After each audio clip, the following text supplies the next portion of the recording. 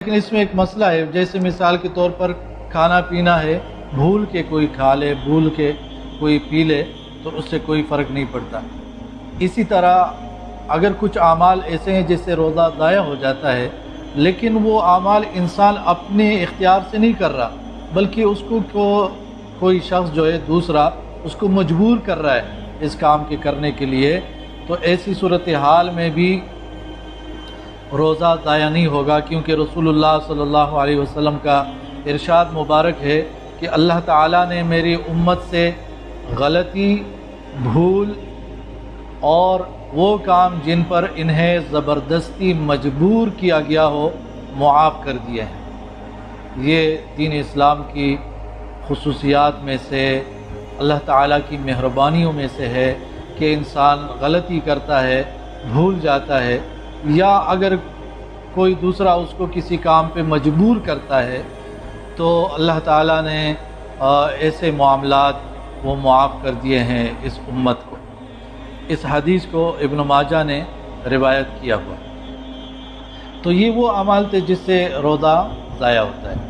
اب ان اعمال کا ذکر کریں گے جس سے روزے کا ثواب ضائع ہوتا ہے۔ میرے بھائیو، اللہ تبارک و تعالی انسان کو کسی عمل کا کہتا ہے، حکم دیتا ہے، یا کسی کام سے رک جانے کا کہتا ہے کہ یہ کام نہ کرے، تو اس کو دلیل کی روشنی میں اچھے طریقے سے سر انجام دینا ہے کہ یہ کام نہیں کرنا تو نہیں کرنا، یہ کام کرنے کا ہے تو اس کو کرنا ہے، اچھے طریقے سے کرنا ہے۔ تو رمضان کے روزے بھی اس طریقے سے رکھنے ہیں جس طریقے سے صحابہ کرام رکھا کرتے تھے، جس طریقے سے نبی صلی اللہ علیہ وسلم کی تعلیمات ہیں ہمارے لیے کہ ہم رمضان کا روزہ رکھیں۔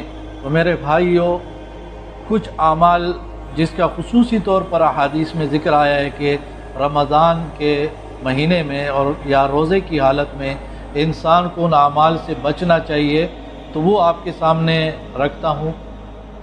ایک یہ ہے کہ کوئی شخص فحش گوئی نہ کرے، گالم گلوچ نہ کرے، شور نہ مچائے۔ اسی طرح بیہودگی، بے حیائی کی باتیں یا بے حیائی کے کام وہ نہ کرے، اور چیخنا چلانا، بے وقوفی کی اور نادانی کی باتیں اور حرکتیں یہ نہ کرے، اور جھوٹ نہ بولے، جھوٹ پر عمل نہ کرے۔ ان تمام چیزوں سے بچیں۔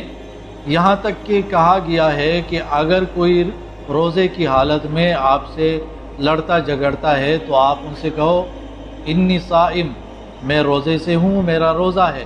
مطلب یہ ہے کہ میں آپ کو جواب نہیں دوں گا، کیونکہ میں اپنے روزے کو ضائع نہیں کرنا چاہتا ہوں۔ تو یہ ان کاموں سے بچنا یہ ضروری ہے، کیونکہ نبی صلی اللہ علیہ وسلم نے ارشاد فرمایا کہ جو جھوٹ کو نہیں چھوڑتا، جھوٹ پر عمل نہیں چھوڑتا، تو اللہ تعالیٰ کو اس شخص کے کھانے پینے کو چھوڑنے کی کوئی حاجت نہیں ہے۔ اور ایک حدیث میں یہاں تک آیا ہے کہ بہت سارے روزے دار ایسے ہیں کہ انہیں اپنے روزے سے سوائے بھوک اور پیاس کے کچھ حاصل نہیں ہوتا۔ یہ مسند احمد میں ابن خزیمہ اور ابن حبان کے اندر یہ حدیث موجود ہے۔ تو بڑی ہی تکلیف دہ بات یہ ہوتی ہے کہ انسان تکلیف بھی اٹھائے، روزہ رکھے اور روزے کے ثواب سے بھی محروم ہو جائے۔ تو اللہ تعالی ہمیں ایسے لوگوں میں شمار نہ کرے کہ ہم روزے رکھے بھی، 29 دن کے روزے رکھے، 30 دن کے روزے رکھیں اور پھر اس کے ثواب سے محروم ہو جائیں۔ تو اس ثواب سے محروم ہونے کی بڑی وجوہات ہوتی ہے۔ اس میں سے ایک یہ ذکر کیا کہ انسان جھوٹ بولنا، اگر وہ جھوٹ بول رہا ہے، روزے کی حالت میں ہی جھوٹ بول رہا ہے، اس پہ عمل کر رہا ہے، تو ثواب سے محروم ہو سکتا ہے۔ اسی طرح لڑائی جھگڑے کر رہا ہے، ثواب سے محروم ہو سکتا ہے۔ یہاں تک کہ کچھ علماء نے یہ کہا ہے کہ خصوصی طور پر، خاص طور پہ رمضان کے روزوں کے دوران یا کسی بھی روزے کی حالت کے دوران جو ہے انسان کو غیبت سے بچنا چاہیے۔ اب یہ جو اعمال میں نے ذکر کیا نا کہ اس سے روزہ ٹوٹتا تو نہیں ہے، لیکن اس کے ثواب میں بہت کمی آ جاتی ہے۔ لیکن غیبت ایک ایسا عمل ہے جس کے بارے میں کچھ علماء نے یہاں تک کہا ہے کہ روزہ ٹوٹ بھی جاتا ہے، کیونکہ انہوں نے کہا کہ غیبت کرنا یہ مردہ بھائی کے گوشت کھانے کے برابر ہے، تو آپ گوشت کھا رہے ہو روزے کی حالت۔